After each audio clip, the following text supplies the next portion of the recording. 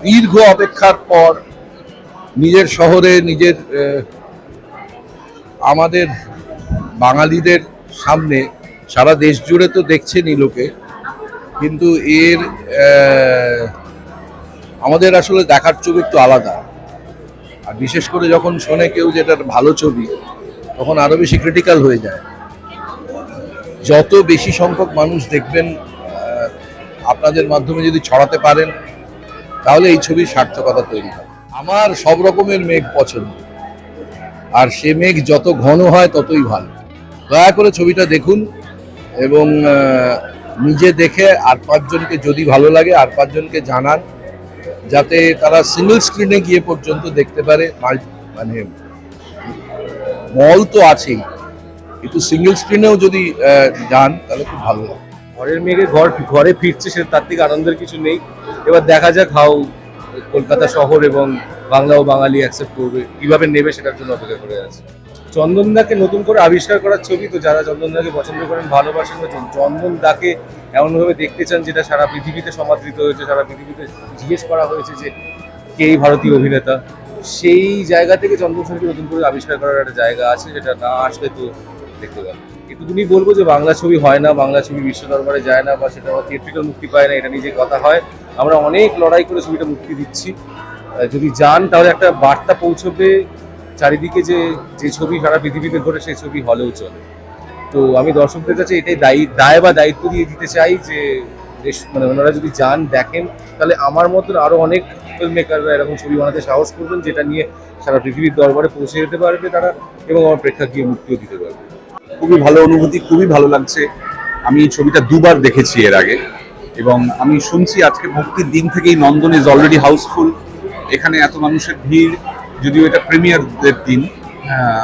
আমি আশা করব আমাদের মতো লোক যারা বিভিন্ন ধরনের ছবির পক্ষপাতী, এই ছবি যদি অনেক সংখ্যক মানুষ, যত বেশি সংখ্যক মানুষ দেখেন, তাতে আমাদের খুব ভালো লাগে। ছবিটা তো খুবই নতুন ছবি, সাম্প্রতিক ছবি। এবারে দেখা যাক এই ছবিটা যত বেশি মানুষের মনে দাগ কাটতে পারবে, আমার তত আনন্দ। প্রত্যাশাটা জন্মেছিল তখন যখন KIFF মানে আমাদের কলকাতা ইন্টারন্যাশনাল ফিল্ম ফেস্টিভ্যালে এই বছরে, মানে লাস্ট ইয়ার যেটা গেল, সেখানে যখন এই মানিকবাবুর মেঘ এসেছিল, আমি বোধায়নের সঙ্গে দেখা হয়েছিল আমার। সবাই আমাকে বলেছে পারলে দেখে নে সময় করে। আমি তখন দেখতে পারিনি। যখনই রিলিজের কথা হয়েছে, আমি খুব ফর্চুনেটলি ছিলাম না, দেশের বাইরে ছিলাম, চলে এসেছি টাইমলি। আর এটা দেখতেই হতো, মানে আমার একটু জেট ল্যাগড, কিন্তু আমার মনে হচ্ছে এটা তো দেখতেই হবে। আমি সেই জন্য আজকে ফাইনালি অনেকদিন পর একটা সিনেমা দেখতে এলাম। আই এম ভেরি হ্যাপি যে এই ছবিটা দেখতে এসেছি। এত প্রশংসা চারিদিকে, দেখতেই হতো। ও বাবা, ওনার ভূমিকা নিয়ে কথা বলবো সেই সাহসটা এখন অব্দি হয়নি। আমার মনে হয় না হবে। চন্দনদা অসাধারণ অভিনেতা, আর সেটা আমাদের, কিন্তু সেটা খুব একটা ভালো কথা নয়। আমাদের দুর্ভাগ্য যে ওনাকে নতুনভাবে আবিষ্কার করতে হচ্ছে। বাট ভালো, ওনাকে এরকম ভাবে দেখবো। আবার সবাই এত ভালো বলছে না, আমি আবার ঢুকবো, পুরোটাই দেখবো। এরকম সিনেমা হয়নি, দিতে ফার্স্ট টাইম এখানে হলো। আমি যখন প্রথম অভিনন্দন আমার কাছে গেছিল, আমি শুনে অবাক হয়ে গেছি। আর সিনেমার যে ভাষা, কথা না বলে অভিনয়তে, সেটা এখানে এরকমভাবে কেউ প্রকাশ করেনি, এই করলো। আর সবচেয়ে মজার ব্যাপার, এতটুকু একটা ছিল, আগে বলেছি সরস্বর, এই রকমের একটা চিন্তা ভাবনা করেছে এই কাজ করলে। শুধু তাই নয়, আমি আরও বেশি আনন্দিত, আমি যাকে কোলে পিঠে করে এক সময় ঘুরেছি, সে এই রোলটা করে ফাটিয়ে দিয়েছে। এইখানে আমার আগে অন্য কিছু বলার নেই। এক্সপেকটেশন নিয়ে এসেছি, মানে এক্সপেকটেশনটা যে পূরণ হবে সেটা জেনেও এসেছি, কারণ এত ভালো ভালো কথা আর প্রশংসা শুনেছি। সবাই তো আর ভুল হতে পারে, সেই জায়গা থেকে। তাছাড়া এরা সবই কাছের লোক। এই যে ডিরেক্টর অল্প বয়সী ছেলে থেকে তাকে চিনি, বৌদায়নকে বহুদিন থেকে চিনি বিজ্ঞাপনের সময়। চন্দন আমার পুরনো বন্ধু, আমার ছবিতেও কাজ করে। তো খুবই আশা নিয়ে এসেছি এবং নিরাশ হব না, সেটা জেনেই এসেছি। আমার অনেকদিন ধরেই সিনেমাটা দেখার ইচ্ছে ছিল, কারণ ফিল্ম ফেস্টিভ্যালে যখন রিলিজ করেছিল আমি দেখতে পারিনি। তারপর থেকে I was really looking forward যে কবে দেখবো এবং বড় স্ক্রিনে দেখবো।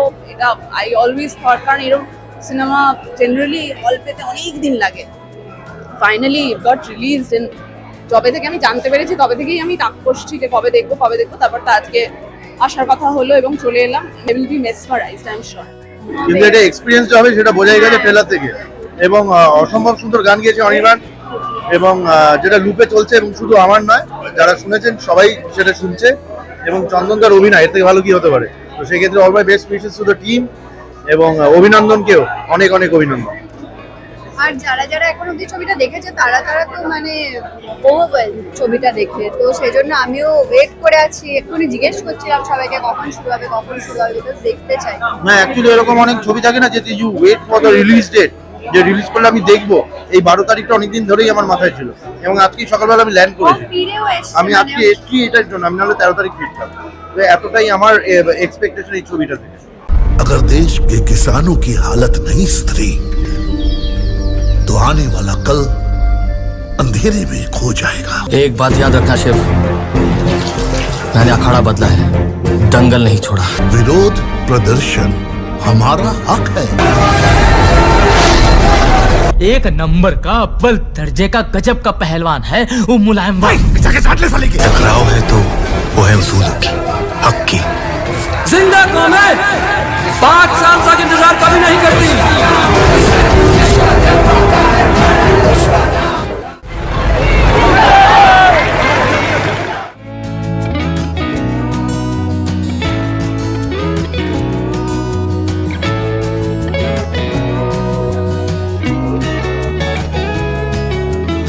চন্দন আমার বাল্য বন্ধু এবং দীর্ঘদিনের সহকর্মী, ছোটবেলার থেকে থিয়েটার এবং ফিল্মে। সে আন্তর্জাতিক স্বীকৃতি পেয়েছে ছবিটা দেখার জন্য মুখিয়ে রয়েছে। যদিও ফিল্ম ফেস্টিভ্যালে দেখানো হয়েছিল, আমি মিস করেছি, আজকে দেখার সুযোগ পাবো। কাজেই অন্যান্য বাঙালিদের মতো আমিও খুব গর্বিত আজকে এই ছবিটা নিয়ে। খুবই উত্তেজিত ছবিটার জন্য। আমার গুরুর ছবি, গুরু চন্দন সেনের ছবি, এবং এত জায়গায় সমাদৃত, বেস্ট অ্যাক্টর পুরস্কৃত। তো আমার কাছে তো ক্লাসের মতো, মানে আমি তো শুধু চন্দন কাইকে দেখছি হাঁ করে। আর ছবিটার জন্য খুবই এক্সাইটেড ছিলাম অনেক দিন ধরে। তো দেখি ছবিটা, বলবো। এখনো প্রিমিয়ার চলছে, সবে ইন্টারভেল হলো, লোকে বাড়ি চলে যায়নি এটুকু বলতে পারি। সুতরাং ভালো লাগছে। একটা দায়বদ্ধতা আছে যে মাতৃভাষার প্রতি, যে বাংলা সিনেমা বানাবো। সুতরাং সব ছবি যে মার্কাটারি ব্যবসা করবে তা তো নয়, কিন্তু সিনেমা বানিয়ে যেতে হবে। যে ধরনের কন্টেন্ট আমরা বলতে চাই সেই ধরনের কন্টেন্ট লোকের কাছে পৌঁছে দিতে হবে। তো সেটাই ইচ্ছে, সেটাই চেষ্টা। এবার দেখা যাক কত দূর এগোয়। অসাধারণ অসাধারণ, এবং চন্দন সেনের মতো এত গুণী একজন অভিনেতাকে ফাইনালি যে কেউ মানে চন্দনদা, খালি চন্দনদারা ডিজার্ভ করতো তাই নয়, আমরাও ডিজার্ভ করতাম চন্দনদাকে মানে এরকমভাবে দেখতে পাওয়া। এত সাহস করে কেউ একজন এটা করলো, এবং এত ভালো ছবি, এত মানে সংলাপ এত কম, প্রায় কথা নেই বললেই চলে, কিন্তু তবু কোথা দিয়ে সময়টা কেটে গেল। হ্যাঁ, মানে এই ধরনের ছবিকে অনেকে ভাবে আর্ট হাউস ছবি, খুব স্লো হবে, খুব বোরিং হবে, হয়তো ভালো লাগবে না, কিন্তু সত্যি মানে লাইক আ পোয়েট্রি। মানে শুরু হওয়ার পরে কখন শেষ হলো, জার্নিটা এত সুন্দর ছিল, এত কম কথা বলে, এত কম সংলাপে এত সুন্দর একটা জার্নি, অসামান্য অসামান্য। এই ধরনের ছবি দেখার পরে একটু সাইলেন্স দরকার হয়, তো আমি সেই সাইলেন্সটার মধ্যেই রয়েছি। এবং মানে চন্দনদাকে অনেক দিন পরে এরকম একটা কাজে, এরকম একটা পারফরমেন্সে কেউ ইউজ করেছে, কেউ তাকে সেই সুযোগটা দিয়েছে, আমাদের দেখার সেই সুযোগটা হয়েছে। তো ইটস অ্যান এক্সপিরিয়েন্স। আমি আশা করবো চন্দনদার আরও এরকম কাজ, এই কাজটা দেখার পরে চন্দনদাকে আমরা নতুনভাবে দেখতে পাবো অন্য জায়গায়।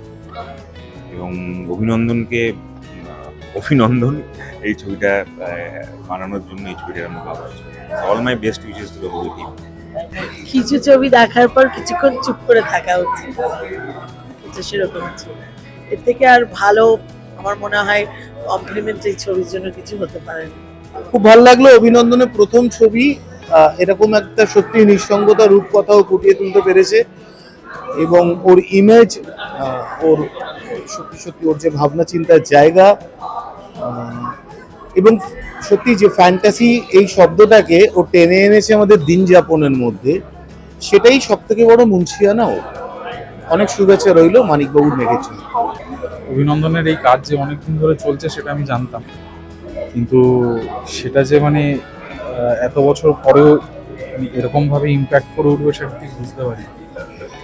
মানিকবাবুর মেঘ অনেক বছর ধরে অনেক দিন ধরে কথাবার্তা চলছে, এই ইন্টারন্যাশনাল ফেস্টিভ্যাল, এই অ্যাওয়ার্ড ট্যান সবই হচ্ছে, কিন্তু আমি নিজেকে খুব সাধারণ দর্শক হিসেবে মনে করি, এবং সেই জায়গায় গিয়ে যদি একটা ছবি এরকমভাবে এফেক্ট করতে পারি, মানুষের সাথে নেচারের সাথে সম্পর্ক এবং মানুষের সাথে মানুষের সম্পর্ক, সেগুলো যে কতটা ডিপ এবং কতটা এফেক্টিং, মানে সেটা এই ছবিটা আবার প্রমাণ করে দেয় যে মানে ছবি বানাতে সত্যি না মানে বিরাট টাকা, বিরাট বাজেট, হ্যান ত্যান এসব কিছু দরকার হয় না। ছবি বানানোর জন্য মন দরকার, ছবি বানানোর জন্য ইচ্ছে দরকার, আর ছবি বানানোর জন্য একটা খুব সাধারণ সুন্দর একটা গল্প দরকার, এবং অভিনন্দন আবার সেটা প্রমাণ করে দিল। মানে এটা বারবার বাংলা ছবিতে প্রমাণ হয়ে এসছে এবং বারবার এভাবেই প্রমাণ হতে থাকবে। অভিনন্দনকে অনেক শুভেচ্ছা, আর আই হোপ যে অভিনন্দন আরও ছবি করবে, মানে আমাদের বাংলার জন্য ছবি করার খুব প্রয়োজন। আমি তো আগেও দেখেছি, আজকেও দেখলাম, দারুণ ছবি। আর আমি প্রথম থেকেই স্ক্রিপ্টটা শুনেছি, প্রতিদিন অনেকদিন আগে, শুরু থেকেই আমার সঙ্গে ওর সঙ্গে আলোচনা হয়েছে, খুব সুন্দর। আমি তখন বলেছি, ফিডব্যাক দিয়েছি, কিন্তু এটা তারপরে বানানো, ছবিতে বানানো দারুণ, অসাধারণ। সিনেমাটা একটা কবিতার মতন, হ্যাঁ, এত সুন্দর এবং এত সেন্সিটিভ সিনেমা। এই সিনেমাটা করতে কিন্তু সাহস লাগে। এটা কিন্তু মানে হয় না যে এটা কিছু পাওয়ার জন্য সিনেমা করা না, একজন ট্রু আর্টিস্ট যখন নিজের হয়ে কাজ করছে, নিজের মতন করে কাজ করছে, সে যেরকম কাজ করবে, এই সিনেমাটা একদম সেরকম। আমার মনে হয় যে যারা দেখবে তারা যদি একটু সেন্সিটিভ মাইন্ডের সিনেমাটা দেখেন, তারা নিশ্চয়ই কানেক্ট করতে পারে। খুব ভালো, থ্যাংকস।